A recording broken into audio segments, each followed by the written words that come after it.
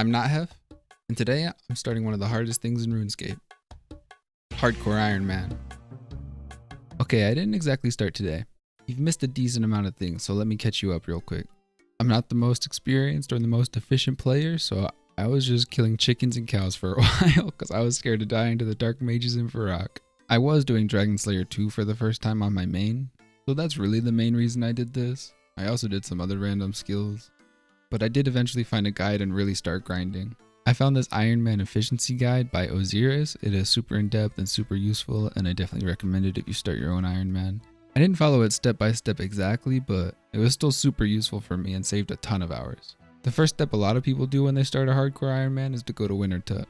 So that's exactly what I did. The only requirement for Winter Tut is level 50 fire making, and the easiest way to do that is at a teak tree. There's only one really accessible teak tree, and that's south of Castle Wars, so that's where I went. I did have to do a couple of levels at the oak trees right outside Castle Wars, but they were pretty quick. When I got to the teak tree, it took about 4 hours, and then I had 50 fire making and I was ready to go to Winter Tut. Then I checked the guide real quick and it recommended getting your fletching and construction up for better supplies, so I did both of those real quick, and then I was actually ready to go to Winter Tut. When I got to Winter Tut, I saw that the guide recommended to get at least 200k gold. I didn't know how long that would take, so I was just going to stay until I got bored, but I ended up staying till about 80 fire making, which was about 200 gold anyway.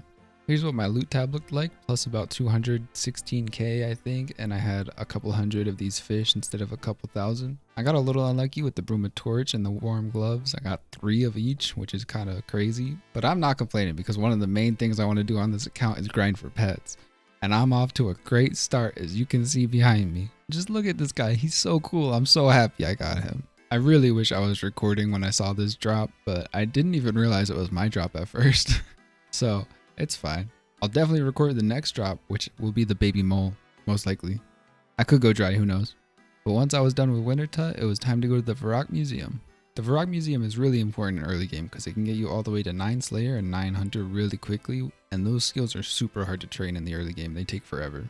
After I got those levels, it was time to do a lot of quests. Starting with Shield of Arav, then Gertrude's Cat, which is House, Druidic Ritual, which is Potion, the Knight's Sword, Tourist Trap, Fight Arena, and the Tree Gnome Village. I got a bunch of experience and levels from those quests. But the very next day I did a bunch more quests and it's been a while, so I'm just going to show you my levels once I'm done with all the recap. The next day was Imp Catcher, the Grand Tree, Murder Mystery, Fishing Contest, Doric's Quest, Pirate's Treasure, Black Knight's Fortress, Recruitment Drive, Observatory Quest, Dig Site, Biohazard, Goblin Diplomacy, Jungle Potion, Shiloh Village, Merlin's Crystal, and Elemental Workshop 2. I forgot to mention I went to the Urania Altar to get a Rune Scimitar, and I ended up with 33 magic, and then I went to Moss Giants afterwards until 40 magic. I finished the Lost Tribe and the Feud, and then I started fishing for about 3 days. I started in Shiloh Village, but once I had a high enough level, I went to see Otto and I started Barbarian training, which is a lot more efficient. Barbarian training is really good because it gives you agility experience at the same time you're getting strength experience and fishing experience. So it's a really efficient way to train because you're getting 3 skills done at once. And my goal and the reason I stayed 3 whole days here is because I wanted to get to 50 agility as fast as possible and as efficient as possible. Once I have 50 agility and 50 thieving, I can wear a rogue's outfit, which gives you double GP when you pickpocket. And pickpocketing is one of the best ways for Iron Men to make money, so I really need to get that. And as you can see, I got that grind done, and I could not have been more happy to move on to something new. And the next grind was the Rogue's Den. And I might have been struggling. I don't know when the last time I did Rogue's Den was. It's been at least 8 years, so yeah, I wasn't doing great. I don't know what that was, but I did eventually figure it out. And once I figured out which tile to stay on and which walls to search, I really didn't have any trouble at all. The main issue I started having was actually getting the rogue equipment at the end because I just kept triggering the trap. Or getting one of the rogue kits, which are just pretty useless. And I ended up with 6 of them, which I don't even know if it was a lot, but I got them all in a row, so it felt terrible. And even though I went dry for about 10 runs, I got my full rogue set.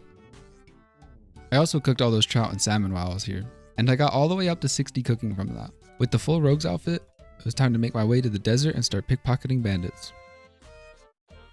I guess it would be more accurate to say blackjacking bandits, but you pickpocket them too.